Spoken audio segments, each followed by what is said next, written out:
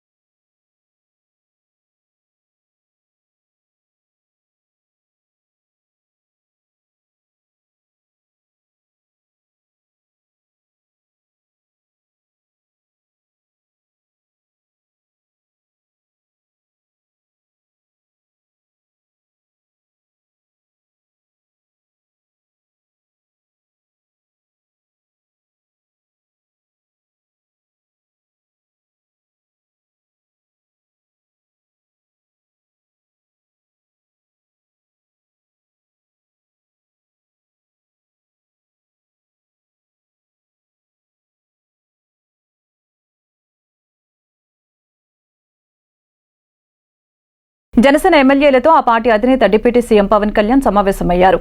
విజయవాడలోని క్యాంపు కార్యాలయంలో నిర్వహించిన ఈ సమావేశానికి మంత్రులు నాదెండ్ల మనోహర్, కందుల దుర్గేష్ తో పాటు ఆ పార్టీ ఎమ్మెల్యేలు హాజరయ్యారు. శాసనసభ వ్యవహారాలపై వారికి అవగాహన కల్పించారు. సభ నియమావళిని తెలియజేశారు.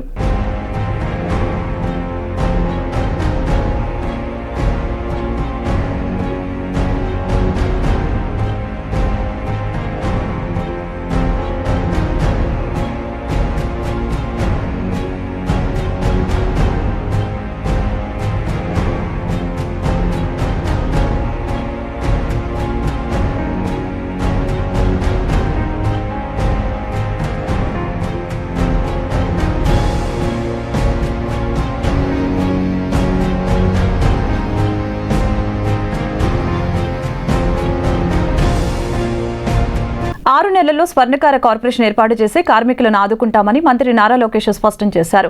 స్వర్ణకార కార్పొరేషన్ ఏర్పాటుకు సంబంధించిన విధి విధానాలు ఏ విధంగా ఉండాలి, స్వర్ణకారులు ఎదుర్కొంటున్న సమస్యలపై అధ్యయనం చేసి వివరాలు సమర్పించాలని కోరారు. సమస్యల పరిష్కారం కోసం సామాన్యుల నుంచి ఉద్యోగులు, యువకులు, వివిధ సంఘాల ప్రతినిధులు ప్రజా దర్బారుకు తరలివచ్చారు. ఉండవల్లిలో నివాసంలో విద్య, ఐటీ, ఎలక్ట్రానిక్స్ శాఖ మంత్రి నారా లోకేష్ ను నేరుగా కలిసి తమ సమస్యలను విన్నవించారు.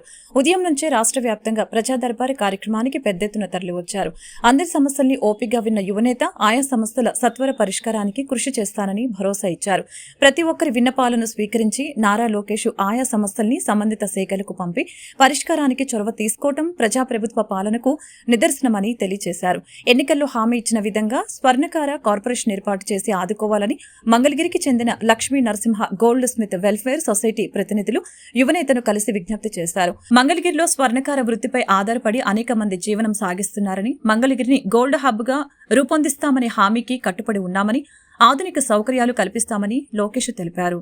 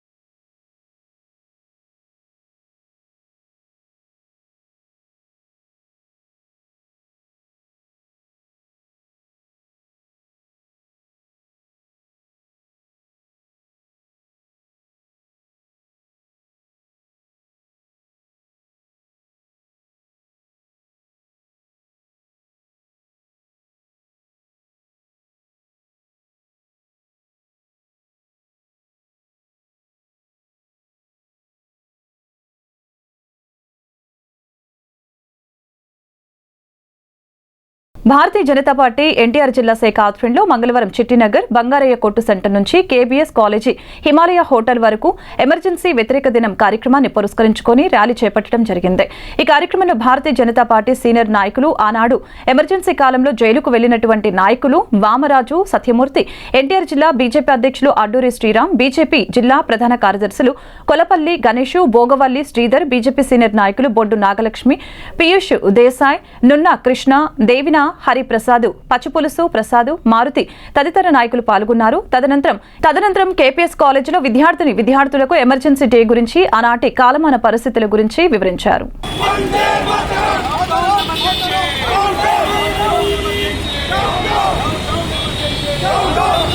ఈరోజు ఈ కార్యక్రమానికి ముఖ్యంగా అతిథిగా ఇచ్చేసినటువంటి భారతీయ జనతా పార్టీ సీనియర్ నాయకులు సత్యమూర్తి గారు ఇచ్చేశారు. వారిని మాట్లాడాల్సిందిగా కోరుతున్నాం.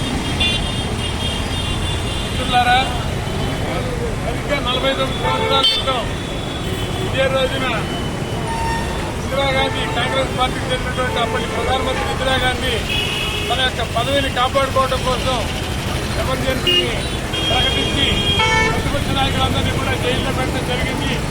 కానీ మన కార్యకర్తలందరూ పోరాడి 18 నెలల పాటు మన ఎమర్జెన్సీని వేయించి జనతా పార్టీ ప్రభుత్వాన్ని మన భారతదేశంలో స్థాపించేటువంటి అవకాశం, ఆ పోరాటం జరిగేటువంటి సందర్భాన్ని, మన ప్రజాస్వామ్యాన్ని పునరుద్ధరించినటువంటి సందర్భాన్ని మనం పురస్కరించుకొని మనం భావితరాల వాళ్ళకి ఈ విషయాలు తెలియజేసే ఉద్దేశంతో మళ్ళీ ఎప్పుడు కూడా ఇటువంటి ఎమర్జెన్సీ పెట్టేటువంటి సాహసం ఏ నాయకులు చేయకుండా మనం ఈ యొక్క రాజ్యాంగ పరిరక్షణ దినాన్ని మనం జరుపుకుంటున్నాం.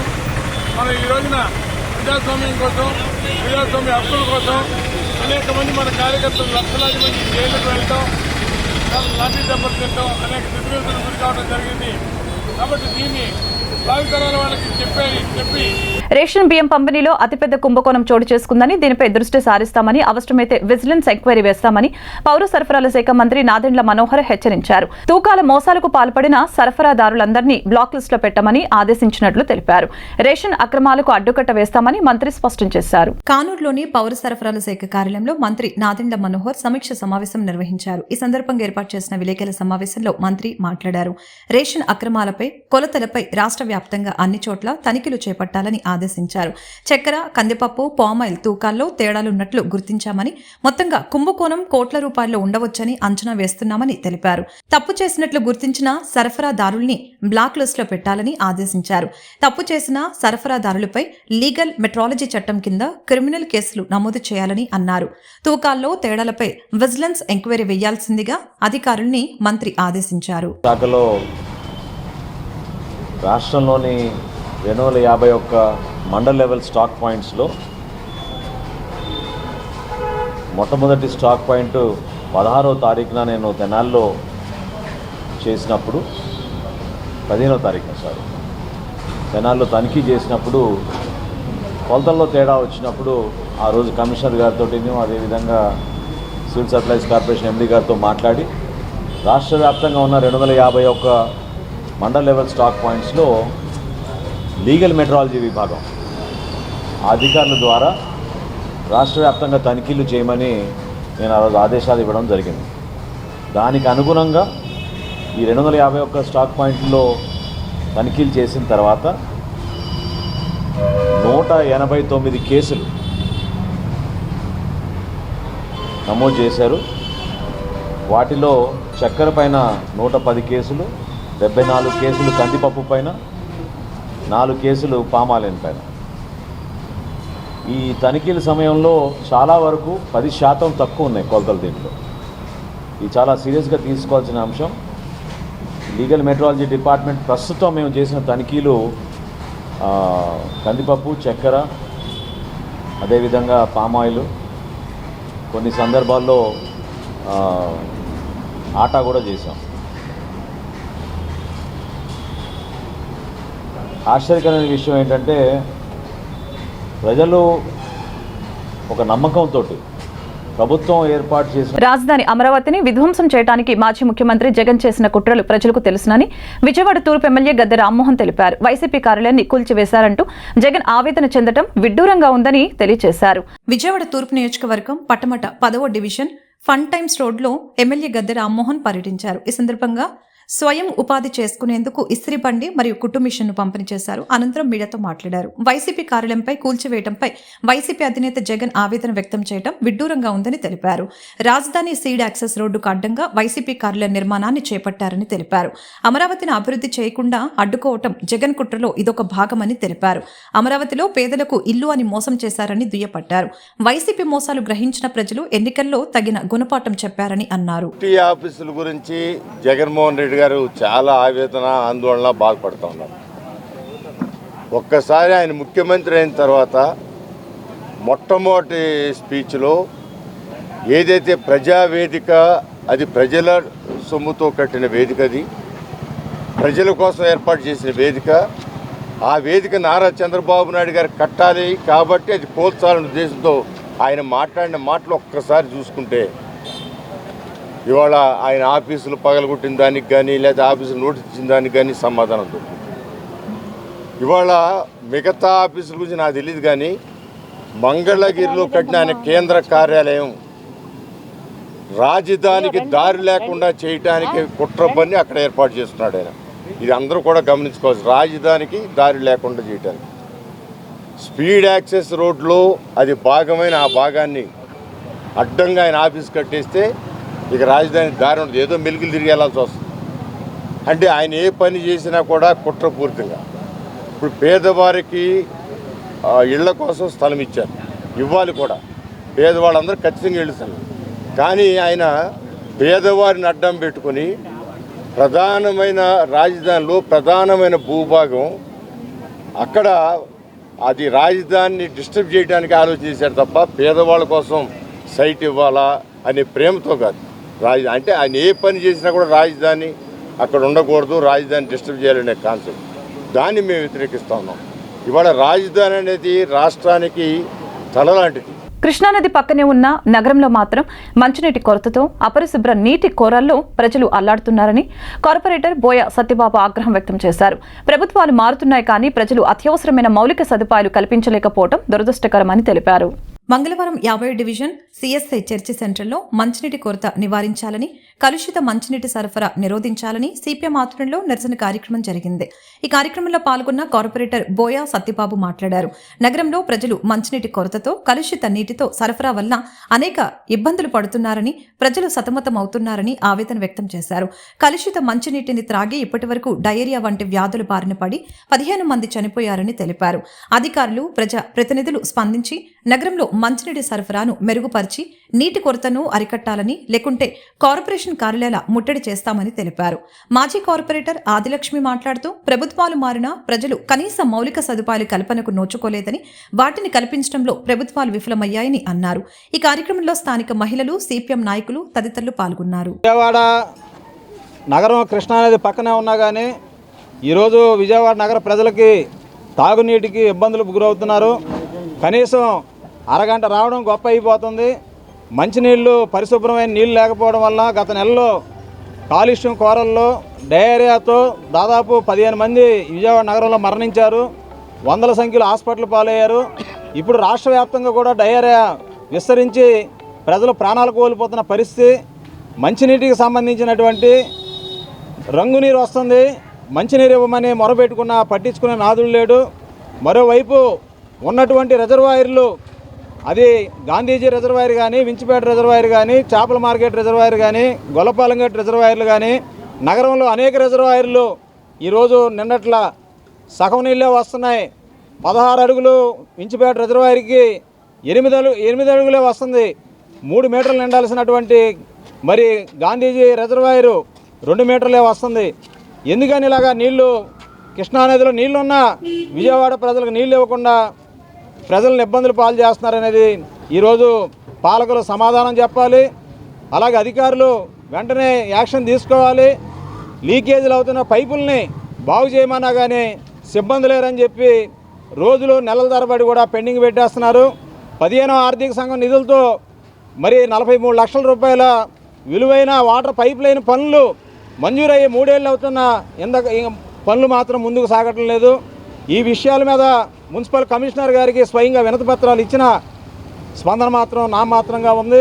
అందుగురించే ప్రజలు ఈరోజు రోడ్డెక్కి మాకు దాహం వేస్తుంది, నీళ్ళు ఇవ్వండి, 2 పూట్ల నీళ్ళు ఇవ్వండి అని ఈరోజు ధర్నా చేయాల్సినటువంటి పరిస్థితి పాలకులకు సిగ్గుచేటు.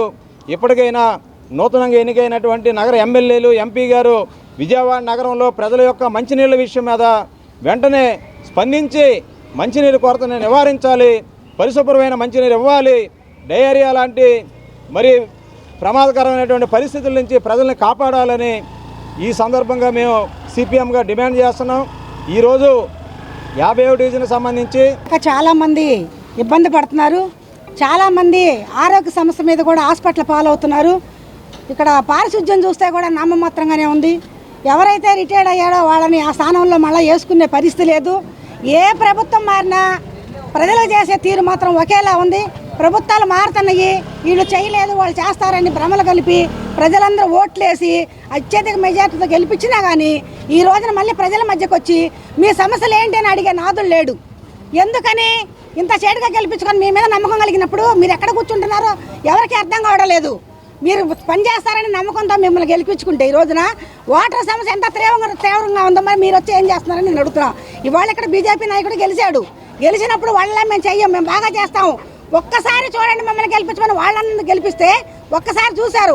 మీరు కూడా ఒక్కసారి బీజేపీ ప్రభుత్వాన్ని గెలిపించండి, మేము కూటమిని గెలిపించమని చెప్తే గెలిపించారు. గెలిపించిన తర్వాత మీరు కూడా అదే పద్ధతిలో పోకుండా ప్రజల మధ్య ఉండి ప్రజల సమస్యలు తీర్చాల్సిన బాధ్యత మీకు ఉంది. మేము కమిషనర్ గారికి కూడా రిప్రజెంటేషన్ ఇచ్చాము, స్పందన లేదు. ఆఫీసర్లకు ఫోన్ చేస్తున్న స్పందన లేదు. ఈఏ గారు కొత్తగా మారారంటే అక్కడ ఇచ్చాము, స్పందన లేదు. అందుకే ఈ రోజున ఎక్కడ స్పందన లేదు కాబట్టి ప్రజల మధ్యకు వచ్చి ఈ రోజున ధర్నా పెట్టాల్సిన పరిస్థితి వస్తుంది. పొద్దున్న లేస్తే ప్రజల దగ్గర తిరుగుతున్నప్పుడు సమస్యలు చెప్తున్నారు. నీళ్ళు ఏంటయ్యా పచ్చగా వస్తున్నాయి, ఎవరు పట్టించుకోరా అని చెప్పేసి ఎవరు తిరుగుతారో వాళ్ళకే చెప్తారు, తిరగనాళ్ళకి ఎవరు చెప్పరు. ఎందుకంటే వచ్చేవాళ్ళకి చెట్టు కాయలు కాసే చెట్టుకి రాళ్ళేస్తారు, కాయని చెట్టుకి ఎవరు రాయలేరు. అందుకని ప్రజల మధ్యలో ఉంటున్నాం కాబట్టి ప్రతి సమస్య కూడా మనకే వస్తుంది. పారిశుద్ధ్య సమస్య వస్తుంది, నీటి సమస్య వస్తుంది, ఆరోగ్య సమస్యలు వస్తున్నాయి. హిందుత్వ భావజాలంతో సంఘ్ పరివార్ స్ఫూర్తితో బడుగు బలహీన వర్గాల విద్యార్థుల అభివృద్ధి కోసం పాటుపడిన మహనీయుడు బలివాడ రామారావు పట్నాయక్ అని బీజేపీ ఎన్టీఆర్ జిల్లా అధ్యక్షులు అడ్డూరి శ్రీరామ్ కొనియాడారు. రామారావు పట్నాయక్ అడుగుజాడల్లో నడిచి విద్యార్థుల కోసం అనేక సేవా కార్యక్రమాలు నిర్వహిస్తున్న బలివాడ శివకుమార్ పట్నాయక్ సేవలను విద్యార్థులు సద్వినియోగపరచుకోవాలని శ్రీరామ్ సూచించారు. మంగళవారం కేఎల్రావు పార్కు రోడ్లోని సరస్వతి ప్లాజాలో బలివాడ రామారావు పట్నాయక్ చారిటబుల్ ట్రస్ట్ ఆధ్వర్యంలో పేద విద్యార్థులకు పుస్తకాల పంపిణీ కార్యక్రమం జరిగింది. కార్యక్రమంలో అడ్డూరి శ్రీరామ్ మాట్లాడుతూ శివకుమార్ పట్నాయక్ అనేక సేవా కార్యక్రమాలు నిర్వహించడం స్వాగతించదగ్గ విషయమని తెలిపారు. మరిన్ని సేవా కార్యక్రమాలు చేయాలని ఆయన ఆశాభావం వ్యక్తం చేశారు. ఏపీ శిష్టకరణాల సంఘం రాష్ట్ర అధ్యక్షులు పోలు మహంతి ఉమామేశ్వరరావు మాట్లాడుతూ ఏపీలో ఉన్న శిష్టకరణాల అభివృద్ధికి విద్యార్థుల అభివృద్ధికి శివకుమార్ పట్నాయక్ చేస్తున్న సేవలను కొనియాడారు. ట్రస్ట్ నిర్వాహకులు బీజేపీ నాయకులు శివకుమార్ పట్నాయక్ మాట్లాడుతూ తన తండ్రి బాటలోనే తాను కూడా సేవా కార్యక్రమాలను చేస్తున్నట్లు తెలిపారు. సమాజంలో మానవతా దృక్పథంతో సేవా కార్యక్రమాలను చేయడం ద్వారా సమాజంలో అసమతుల్యత భావాన్ని పారద్రోలవచ్చని అన్నారు. అనంతరం విద్యార్థులకి పుస్తకాలు పంపిణీ చేశారు. కార్యక్రమంలో గౌతమ్ స్కూల్ నిర్వాహకులు నల్లాని సూర్యారావు, రాకేష్ పబ్లిక్ స్కూల్ నిర్వాహకులు ఎన్వి రావు, భారత్ విద్యానికేతన్ నిర్వాహకుడు Eswararao, builder association of India AP అధ్యక్షులు అత్తలూరి నాగమల్లేశ్వరరావు, నమ్మి అప్పారావు, వెంకట సాయి, మనోజు తదితరులు పాల్గొన్నారు. బలివాడ రామారావు పట్నాయక్ జ్ఞాపకార్థం ఈ దినం పేద శిష్టకరణ పిల్లలకు ఉచితంగా నోట్స్ పుస్తకాలు సరఫరా చేయడం అనేది చాలా ముదావహము. గౌరవనీయులు రామారావు పట్నాయక్ గారు తాలూకా సేవలు నిరుపమానమైనటువంటివి. అతను చనిపోయిన తర్వాత కలిపి అతని కుమారులు ఇది కొనసాగించడం అనేది చాలా శుభ పరిణామము. మనం నాటే విత్తనం బట్టే ఆ వృక్షం ఉంటుంది. అది రామారావు పట్నాయక్ గారు అప్పుడు ఉపాధ్యాయ వృత్తిగా చేస్తూ ఎంతో పేద పిల్లల తాలూకా జీవితాలకు వెలుగు నింపిన మహానుభావుడు. అతని బాటలోనే ఈ దినం ఈవేళ లయన్స్ శివకుమార్ పట్నాయక్ గారు లయన్స్ క్లబ్ ద్వారా కాకుండా బీజేపీ పార్టీ ద్వారా కాకుండా అన్ని విధాలుగా సంఘంలోని రాష్ట్ర శిక్షకరణ సంఘంలో కలిపి ఎన్నో సేవా కార్యక్రమాలు చేస్తూ మంచి పేరు ఆపాదించుకున్న శివకుమార్ పట్నాయక్ గారు ఈ కార్యక్రమానికి రాష్ట్ర అధ్యక్షుడిగా ఈ దినం నేను శ్రీకాకుళం నుంచి విజయవాడ రావడం జరిగింది. ఈ కార్యక్రమం నిర్విఘ్నంగా బాగా మంచి దీంతో పట్టణ ప్రముఖులు ఆహ్వానించి కార్యక్రమం నిర్వహించినందుకు విజయవాడ శిక్షకరణానికి ముఖ్యంగా మా ఉపాధ్యక్షులు శివకుమార్ పట్నాయక్ గారికి హృదయపూర్వకంగా కృతజ్ఞతలు తెలుపుతూ ఇటువంటి సేవా కార్యక్రమాలు మీ జీవితాంతం చేయాలని, సమాజానికి మీరు ఒక టూల్ లాగా వెన్నెముకలాగా ఉండాలని, మీకు ఆ భగవంతుడు ఆరోగ్య ఐశ్వర్యాలన్నీ ఇచ్చి మీ కుటుంబాన్ని చల్లగా చూడాలని మనస్ఫూర్తిగా కోరుతున్నాను. రోజు మా నాన్నగారు అయినటువంటి బలివాడ రామారావు పట్నాయక్ చారిటబుల్ ట్రస్ట్ ద్వారా సేవా కార్యక్రమంలో భాగంగా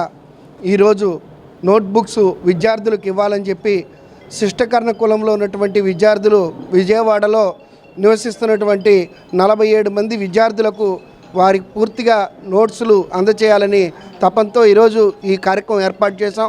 ఈ కార్యక్రమానికి ముఖ్య అతిథిగా రాష్ట్ర అధ్యక్షులు పోలమంతి ఉమామహేశ్వరరావు గారు, అలాగే భారతీయ జనతా పార్టీ ఎన్టీఆర్ జిల్లా అధ్యక్షులు శ్రీ అడ్డూరి శ్రీరామ్ గారు, అలాగే మన రాకేష్ పబ్లిక్ స్కూల్ అధినేత ఎన్వీరావు గారు, గౌతమ్ స్కూల్స్ అధినేత సూర్యారావు గారు, మిగతా లయన్స్ మిత్రులు బీజేపీ నాయకులు అందరూ పాల్గొన్నందుకు మనస్ఫూర్తిగా వారికి ధన్యవాదాలు తెలియజేస్తూ, ఇలాంటి సేవా కార్యక్రమాలు గత 15 సంవత్సరాలుగా నాన్నగారి పేరు మీద సేవా కార్యక్రమాలు నిర్వహించడం జరుగుతుంది. ఈరోజు ఈ పుస్తకాల కార్యక్రమమే కాకుండా వచ్చే కార్యక్రమాల్లో అనేక కార్యక్రమాలు మేము దృష్టిలో పెట్టుకొని ఈ సేవా కార్యక్రమాలు నిర్వహించడానికి సిద్ధంగా ఉన్నామని చెప్పి ఈ సందర్భంగా తెలియజేస్తూ, ఈ కార్యక్రమానికి మరో విశిష్ట అతిథి మాకు అదృష్టంగా మా శిష్టకరణ కులంలో మా పోలమంతి ఉమామహేశ్వర గారి కుమారుడు మనోజ్ గారు ఒక గ్రూప్ 1 ఆఫీసర్గా మంచి చదువు ఉన్నత శిఖరాల్లోకి వెళ్ళినందుకు వారు కూడా వచ్చినందుకు వారికి మనస్ఫూర్తిగా పిఠాపురంలో పవన్ కళ్యాణ్ భారీ మెజారిటీతో గెలిచిన తర్వాత పవన్ కళ్యాణ్ ఓడిస్తానన్న ముద్రగడ పద్మనాభం తాను ప్రకటించిన విధంగా ఆయన పేరును పద్మనాభరెడ్డిగా మార్చుకున్నారని, ఈ విషయంలో కొత్తగా పుట్టుకు వచ్చిన వైసీపీ నాయకులు పోతిన వెంకట మహేష్ కు వచ్చిన ఇబ్బంది ఏమిటో అర్థం కావటం లేదని 44వ డివిజన్ జనసేన పార్టీ అధ్యక్షులు కృష్ణ పెన్నా మహిళా కోఆర్డినేటర్ మల్లెపు విజయలక్ష్మి ప్రశ్నించారు. జనసేనలో ఉన్నప్పుడు ముద్రగడపై అనేక విమర్శలు చేసిన పోతిన మహేష్ ఇప్పుడు ముద్రగడ మహానాయకుడు అన్నట్లు మాట్లాడడం విడ్డూరంగా ఉందని మండిపడ్డారు. మంగళవారం విద్యాధరపురం 44 డివిజన్ జనసేన పార్టీ కార్యాలయంలో మీడియా సమావేశంలో జనసేన నాయకురాలు విజయలక్ష్మి మాట్లాడారు. పార్టీలు మారినంత మాత్రాన చెడు మంచిగా, మంచి చెడుగా మారదని, జనసేన పార్టీలో ఉన్నప్పుడు ఒకలా, వైసీపీలోకి వెళ్లగానే మరొకలా పోతిన మహేష్ మారిపోయారని ఎద్దేవా చేశారు. ముద్రగడ పద్మనాభాన్ని కాపు నాయకులు ఎవరు అవమానించలేదని, జనసేనలో ఉండగా ముద్రగడ వైసీపీకి అమ్ముడుపోయారని, కాపులందరినీ వైసీపీకి తాకట్టు పెట్టారని తెలిపారు. వైసీపీ డబ్బుతో ముద్రగడ ప్లాట్లు కొన్నారని, ఇవిగో ఆధారాలు ఉన్నాయంటూ ఆనాడు ముద్రగడను అవమానపరిచిన పోతిన మహేష్ ఇప్పుడు ముద్రగడను మహానాయకుడని, ఆయనను కాపు నాయకులు అవమానిస్తున్నారని మహేష్ అనటం విడ్డూరంగా ఉందని తెలియజేశారు. కాపులు ఎవరూ ముద్రగడను అవమానించలేదని, ఆయనను అవమానించింది మహానాయకుడని అంటున్నది పోతిన మహేష్ అని తెలిపారు. ముద్రగడ కాపులకు చేసిందేమీ లేదని, ఆయన వైసీపీలో ఉండి కూడా కాపులకు రిజర్వేషన్ తీసుకురాలేదని, కాపు కార్పొరేషన్కు నిధులు ఇవ్వకపోయినా అప్పటి ప్రభుత్వాన్ని ప్రశ్నించలేదని, కాపుల విదేశీ విద్య కోసం నిధులు తీసుకురాలేదని స్పష్టం చేశారు. కాపులందరూ పవన్ వెంట ఉన్నారని, అందుకే పిఠాపురంలో పవన్ భారీ మెజారిటీతో గెలిపించి అసెంబ్లీకి అక్కడ ప్రజలు పంపించారని, పవన్ కళ్యాణ్ను పిఠాపురంలో ఓడిస్తానని, లేకుంటే పేరు మార్చుకుంటానని అన్నమాట ప్రకారం పద్మనాభరెడ్డిగా ఆయన పేరు మార్చుకున్నారని అన్నారు. కూటమి అధికారంలోకి వస్తే రాష్ట్రం బాగుపడుతుందని కాపులు కూడా అనుకున్నారని, అందుకే కూటమి భారీ మెజారిటీతో అధికారంలోకి వచ్చిందని తెలిపారు. పనికి మాలిన మాటలు మానేసి పోతిన మహేష్ వ్యాపారాలు చేసుకుంటే మంచిదని, ఆయనకు రాజకీయాలు చేసే అర్హత కోల్పోయారని అన్నారు. వైఎస్ఆర్సీపీలో కొత్తగా ఒక నాయకుడు పుట్టుకొచ్చాడు అనమాట. ఎలా అంటే ఎంపీలు ఎమ్మెల్యేలు అందరూ సైలెంట్ గా ఉన్నా ఈ నాయకుడికి అన్ని కావాలని, వైఎస్ఆర్సీపీ మొత్తం నాదే, వైఎస్ఆర్సీపీ గురించి స్పందించే ఒక మొట్టమొదటి నాయకుడిని నేనే అన్నట్టు మాట్లాడే పోతిన వెంకట మహేష్ గారి గురించి నిన్న మాట్లాడుతున్నారు. ముద్రగడ పద్మనాభం గారి గురించి మీరు పోతిన మహేష్ గారు నేను ఒకటే అడుగుతున్నాను, ముద్రగడ పద్మనాభం గారిని కాపు యువత, కాపు నాయకులు ఎవరు కూడా అవమానించలేదు ఏ రోజు కూడా. ఆయన అందరం కూడా మేమందరం గౌరవించాము. అవమానించింది ఎవరైనా ఉన్నారా అంటే అది మీరే. ఒకసారి మీరు గతంలోకి వెళ్ళి పరిశీలించుకోవాలని నేను తెలియజేస్తున్నాను. ముద్రగడ పద్మనాభం గారు పవన్ కళ్యాణ్ గారు పిఠాపురంలో ఓడించకపోతే నా పేరు మార్చుకుంటాను అని చెప్పి ఆయనే తెలియజేయడం జరిగింది. అలాగే నేను మార్చుకుంటాను అని చెప్పి ముద్రగడ పద్మనాభం గారు రెడ్డిగా మార్చుకున్నారు. ఈ విషయంలో కాపు యువతకి కాపులకి ఎటువంటి సంబంధం లేదు. మేమెవరం కూడా మీరు పేరు మార్చుకోండి అని చెప్పి ఎవరో కూడా చెప్పలేదు. మీరెందుకు దాని గురించి పెద్ద రాద్ధాంతం చేసి ఇష్టానుసారం మాట్లాడుతున్నారో మాకైతే అర్థం కావట్లేదు. ముద్రగడ పద్మనాభం గారు ఒక ఉద్యమకారుని అవమానిస్తే కాపులకి రిజర్వేషన్ వస్తుందా మీరు అడుగుతున్నారు. గత 5 సంవత్సరాల్లో వైఎస్ఆర్సీపీతోనే ముద్రగడ పద్మనాభం గారు కలిసి ఉన్నారు. కాపు రిజర్వేషన్లు తీసుకొచ్చారా చెప్పండి. మీరు కాపు రిజర్వేషన్ తేగలిగారా? కాపు యువతకి న్యాయం చేయగలిగారా? విదేశీ విద్యా పథకాలు అందించగలిగారా? ఏం చేశారు కాపులకి, కాపు యువతకి ఏం చేశారు ముద్రగడ పద్మనాభం గారు అని నేను తెలియజేస్తున్నాను. అలాగే కాపులకి రిజర్వేషన్ ఇస్తానన్నారు, ఇవ్వలేదు అని ఏ రోజన్నా ప్రశ్నించారా ముద్రగడ పద్మనాభం గారు అని నేను అడుగుతున్నాను మిమ్మల్ని.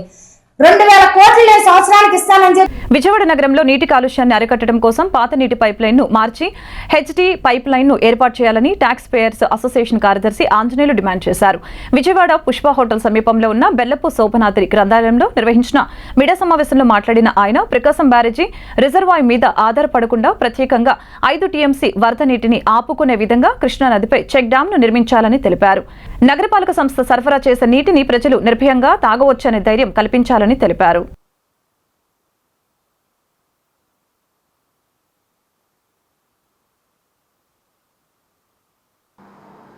నీటి సమస్య అనేటువంటిది నానాటికి జటిలమవుతూ వస్తూ ఉంది.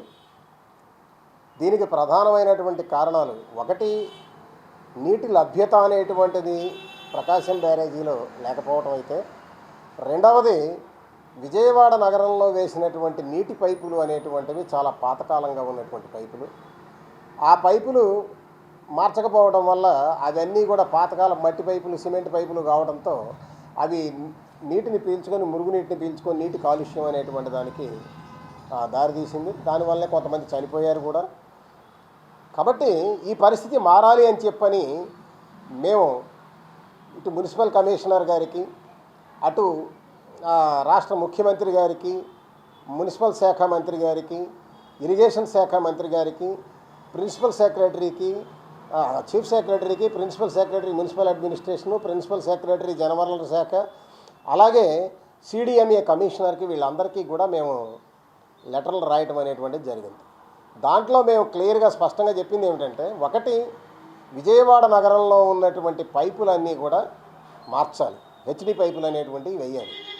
అది వెయ్యాలి అని చెప్పానంటే వీళ్ళ దగ్గర డబ్బులు అనేది మున్సిపాలిటీ దగ్గర చాలవు కాబట్టి రాష్ట్ర ప్రభుత్వం అనేటువంటిది దీనికి ఆ నిధుల్ని సమకూర్చాలి అని చెప్పని రాష్ట్ర ప్రభుత్వానికి వ్రాసిన అన్నింటిలో కూడా మేము కోరాం.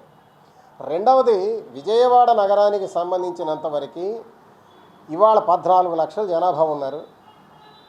భారత స్టాండర్డ్స్ చిట్టినగర్లో వేంచేసి ఉన్న శ్రీ పద్మావతి గోదాదేవి సమేత గరుడాచల స్థిత శ్రీ వెంకటేశ్వర స్వామి వారి నగర ఉత్సవం ఘనంగా జరిగింది. నగరోత్సవంలో గరుడ వాహనంపై అధిరోహించిన స్వామివారిని దర్శించుకున్న భక్తులు ఆనంద పరవశం పొందారు. దేవస్థానంలో శ్రీవారి త్రయోదశ బ్రహ్మోత్సవాల సందర్భంగా 4వ రోజున ఉదయం స్వామివారికి నిత్యహోమం, బలిహారణ, మహాశాంతి హోమం, స్వామివారికి శ్రీ పుష్పయాగం కార్యక్రమం నిర్వహించడం జరిగింది. సాయంత్రం స్వామివారికి నగరోత్సవం నిర్వహించారు. ఈ కార్యక్రమంలో మహిళా భక్తులు కోలాట ప్రదర్శన, గరిడ సేవ వంటి కార్యక్రమాలలో అంగరంగ వైభవంగా పాల్గొన్నారు. హైకోర్టు DSP శ్రీనివాసరావు స్వామివారిని దర్శించుకుని ప్రత్యేక పూజలు చేశారు. ఈ సందర్భంగా ఆయన మాట్లాడారు. దేవాలయాలలో ఉన్నటువంటి ఉత్సవమూర్తులను నగరోత్సవాల ద్వారా గ్రామంలో, నగరాలలో ఉన్నటువంటి ప్రజలందరికీ స్వామివారిని దర్శించుకునే అవకాశం కల్పించేటువంటి మహోన్నత సాంప్రదాయం అనాదిగా వస్తుందని, నగరోత్సవాలు మన దేశంలో అత్యంత వైభవంగా జరుగుతాయని తెలియజేశారు. ఈ కార్యక్రమంలో ఆలయ కమిటీ అధ్యక్షులు లింగిపిల్లి అప్పారావు, కార్యదర్శి మరుపిల్ల హనుమంతరావు, కోశాధికారి పిల్ల శ్రీనివాసరావు, న్యాయవాది ఉపాధ్యక్షులు మరుపిల్ల సత్యనారాయణ, బెవర శ్రీనివాసరావు, సహాయ కార్యదర్శి పొట్నూరి రాజా, కార్యవర్గ సభ్యులు మధ్య శ్రీనివాసరావు, పోతున బేసి కంఠేశ్వరుడు, శ్రీమతి తమ్మిన సూర్యకుమారి, ఈది ఎల్లా రాజారావు, మజ్జి ఈశ్వర్రావు, కామాందుల నరసింహారావు, పోతిన వెంకట ధర్మారావు, పిళ్ళ విజయకుమార్, బెవర సాయి, సుధాకర్ తదితరులు పాల్గొన్నారు.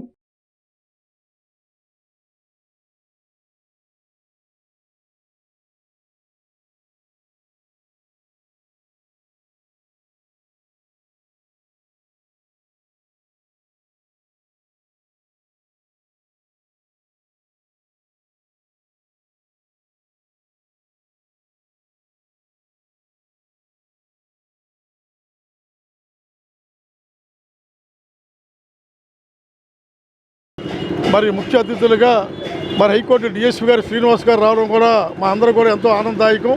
ఈ బ్రహ్మోత్సవాల్లో మరి వారి ఆశీస్సులతో మరి అన్నీ సక్రమంగా జరిగాయి. ఈరోజు కళ్యాణం నిన్న జరిగి ఈరోజు పురవీధుల్లో స్వామివారి దంపతులను ఊరేగించడం చాలా విశేషం. దీనికి మనకి ముఖ్య అతిథిగా మా DSP శ్రీనివాస్ గారు రావడం కూడా ఈ ఏరియా ప్రాంత ప్రజలందరూ కూడా ఎంతో ఆనందదాయకం. వారు కూడా మా కమిటీ తరఫున ధన్యవాదాలు చెప్తాం. వారు నిండు నూరేళ్ళు కూడా చల్లగుండాలి, మంచి ప్రమోషన్ కూడా రావాలని చెప్పి ఆ స్వామివారిని కోరుకుంటూ సెలవు. వెంకటేశాయ స్వామివారి బ్రహ్మోత్సవాలు జరిగి 4వ దినం ఇవాళ ఊరేగింపు జరుగుతుంది. స్వామివారి అవతారంతో కళ్యాణం జరిగింది. కళ్యాణోత్సవంగా ఉత్సవమూర్తుల వారు ఊరేగింపుగా బయలుదేరారు. ఎందుకంటే ఊరేగింపులు అనేది యాక్చువల్గా మన సాంప్రదాయంలో ప్రతి ఒక్కరు కూడా దర్శనానికి వచ్చేంత సమయం ఉండదు, లేదా పూర్వం కొన్ని రకాల ఆచారాల వల్ల అందరూ ఆలయ ప్రవేశం ఉండేది కాదు. కాబట్టి దేవుడు ఏమరా అంటే అందరికీ భాగ్యం కల్పించాలా అని చెప్పని ఊర్లో వాడవాడల మొత్తం కూడా ఆయనే వాళ్ళకు దర్శన భాగ్యం కోసం కల్పిస్తున్నాడు. అటువంటి అవకాశంలో మేము కూడా స్వామివారి దర్శనం చేసుకునేదానికి మాకు ఈ అవకాశం కలిగించిన దానికి కృతజ్ఞతలు చెప్తాం. ఈ రోజున పరవీధిలో ఊరేగింపు జరుగుతుంది అయ్యవారిది. ఈ రోజున మన హైకోర్టు DSP గారు శ్రీనివాస్ గారు ఈరోజు రావడం, వారి కుటుంబానికి ఎంత మంచి జరగాలి మా కమిటీ కోరుకుంటూ ఉన్నాము. అలాగే ఈ కార్యక్రమాన్ని కూడా మా కమిటీ మెంబర్ అందరూ కూడా మొత్తం ఒక సుమారు 4 రోజులు కష్టపడితే ఈ రోజున ఇది 4వ రోజు రంగరంగ వైభవంగా జరిగాయి. ఆ ప్రకృతి కూడా మా అందరు కూడా కొన్ని చిన్న ఇదిన్నా కూడా దేవుడు మాత్రం ఆశీర్వదించారు. అలాగే అందరికీ మంచి జరగాలి మనస్ఫూర్తిగా కోరుకుంటూ సెలవు తీసుకుంటాం. వార్తలు ముగించే ముందు ముఖ్యాంశాలు మరొకసారి. సీఎం అయ్యాక తొలిసారిగా కుప్పం వెళ్లిన చంద్రబాబు అడుగడుగునా నీరాజనాలు పలికిన ప్రజలు అందరికీ అభివాదం చేస్తూ చంద్రబాబు ముందుకు సాగిన వైనం. జనసేన ఎమ్మెల్యేలతో సమావేశమైన ఆ పార్టీ అధినేత పవన్ కళ్యాణ్, మంత్రులు నాదెండ్ల మనోహర్, కందుల దుర్గేష్ తో పాటు పాల్గొన్న ఎమ్మెల్యేలు శాసనసభ వ్యవహారాలపై అవగాహన కల్పించనున్న పవన్. 6 నెలల్లో స్వర్ణకార కార్పొరేషన్ ఏర్పాటు చేస్తామని మంత్రి నారా లోకేష్ స్పష్టీకరణ. కార్మికులను ఆదుకుంటామని భరోసా. స్వర్ణకారులు ఎదుర్కొంటున్న సమస్యలపై అధ్యయనం చేసి వివరాలు సమర్పించాలని కోరిన వైనం. ఎమర్జెన్సీ వ్యతిరేక దినం సందర్భంగా విజయవాడ చిట్టినగర్లో బీజేపీ ర్యాలీ. విద్యార్థులకు ఎమర్జెన్సీ డే గురించి, ఆనాటి కాలమాన పరిస్థితుల గురించి బీజేపీ నేతల వివరణ. ఈ వార్తలు ఇంతటితో సమాప్తం. మరొక బులెటిన్లో మళ్ళీ కలుద్దాం. నమస్కారం.